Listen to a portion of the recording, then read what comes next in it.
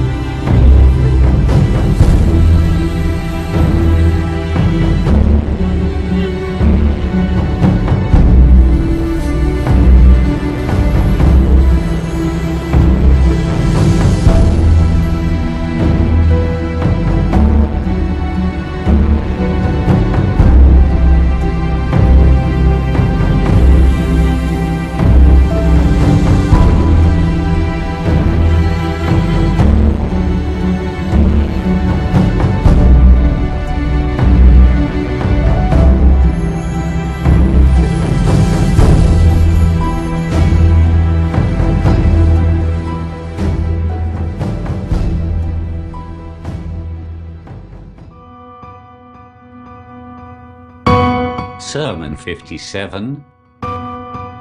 Imam Ali, peace be upon him, said to his companions about Muawiyah, "Soon after me there would be put on you a man with a broad mouth and a big belly. He would swallow whatever he gets and would crave for what he does not get. You should kill him, but I know you would not kill him.